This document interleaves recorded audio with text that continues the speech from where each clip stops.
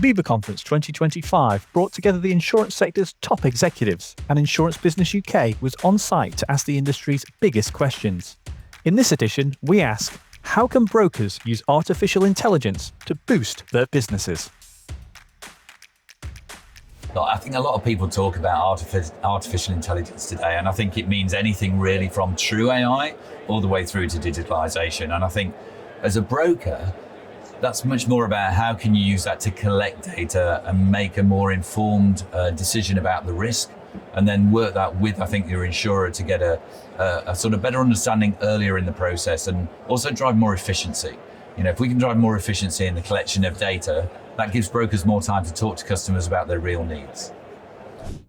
I mean, we're already seeing artificial intelligence being used in so many ways. I know here at WTW Networks, we're trialling various systems to see how we can make repetitive tasks less of a burden on employees. So I think brokers can really utilise this in that way. And then once you reduce the administrative burden, it gives the employees more time to focus on the most important thing, which is customer service. So I wouldn't keep this just for brokers, but I think brokers are obviously included. I mean, I'm very excited about AI. I think, as a company, we're excited, and we're already probably doing quite a bit in AI, and we want to do more. But I'm also very cautious. I think we have to be cautious. I think for anybody, including brokers, thinking that it's not good, it means you don't need people, or that any system can be completely automated or AI can take over from people, is just a no-no for me. I always talk about that kind of balance of artificial and emotional intelligence is the key.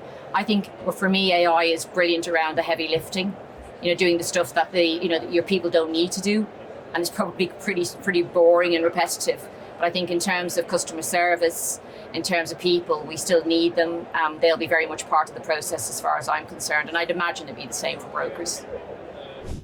I think the word I'd use for brokers as far as AI goes is perhaps treat it as a co-pilot. I think there's a lot of fear with brokers around AI, perhaps not understanding it and getting to grips with it. But for me, there's two real key areas. One is the automation of a lot of processes which to date have been very manual, which will allow brokers, if I look at our business, for example, with Konsileo, we've made a $12 million investment in our own tech ecosystem. So what that's allowed us to do, for example, is to harness AI, look at triaging risks from cradle to grave and take it through that process. And what that does in turn is frees our brokers up to be able to spend more quality time with retail brokers and being in more of that advisory role than being stuck in the mud, getting down and dirty with the admin side of things. And secondly, I think brokers historically perhaps haven't really embraced, and I'm going to speak from my own heart here, but embraced marketing enough. And there are some SME brokers who now, with the advent of ChatGPT and the like, can really get to grips with that and start to use that to to enhance their business and actually shout a bit more about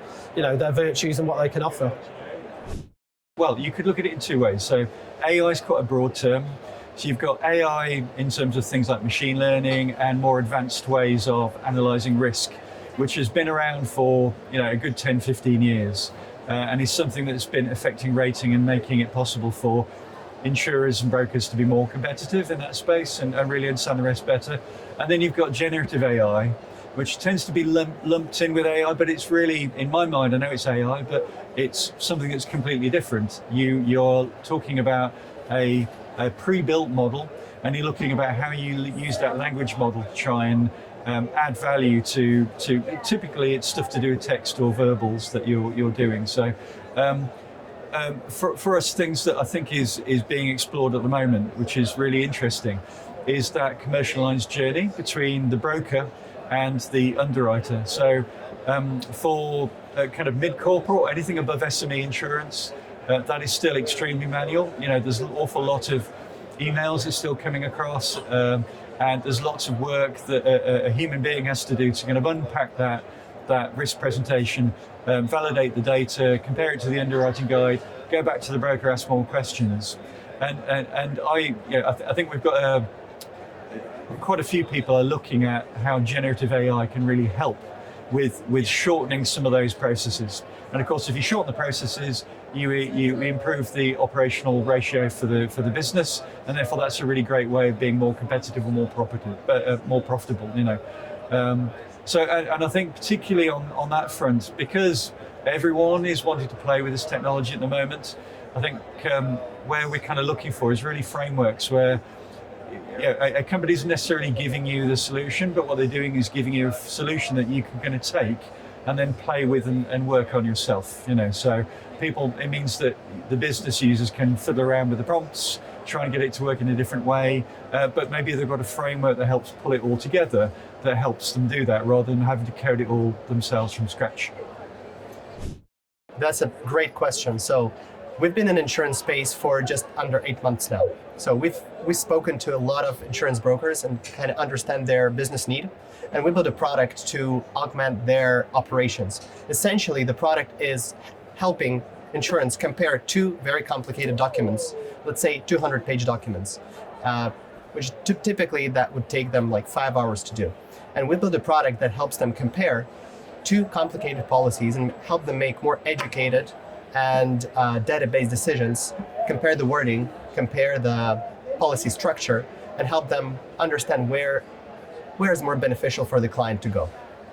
And I think the AI is, sometimes people are frightened by AI, but our take is it's not going to take people's jobs, it's rather going to make them more efficient and save them tons of hours to focus on more interesting tasks.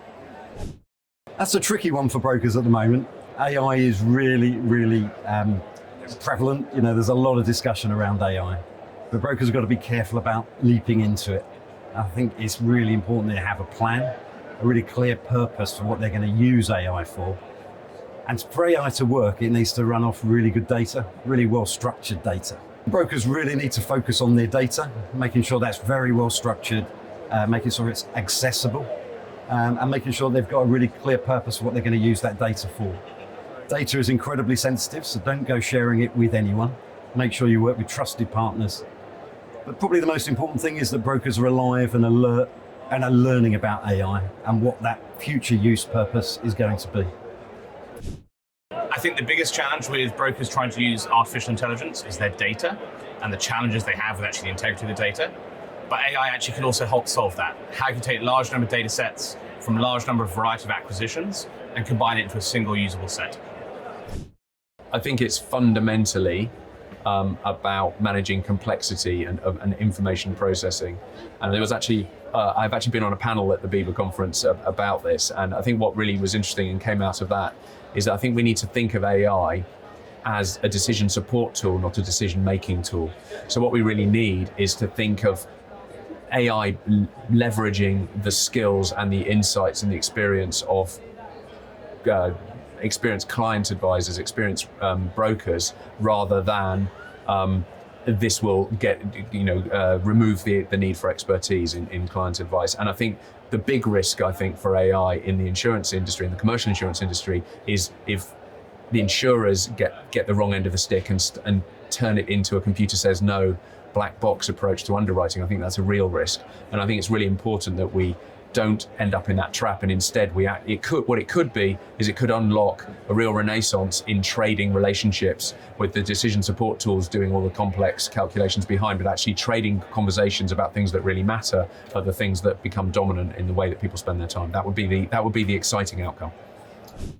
So I think AI is very relevant, obviously, for all types of industry, not just for insurance. But from a broking perspective, I think there's a massive opportunity to use AI to drive efficiency, to drive access to new capital levels. Our clients are asking us to look at different ways to access capacity. And I think AI is a great conduit to how we can access that capacity in the most efficient way possible. We've seen a number of ways in which brokers can use AI across their business. What we're seeing is AI coming into a number of areas right across the value chain. Everything from placement optimization through to solving one of the big problems we've got in the UK retail market of underinsurance, so gaps in cover. A lot of focus obviously has been kind of more on the admin side and operational process flow. But another area where in the future I think we're going to start to see even more development in AI is actually AI as a product in itself.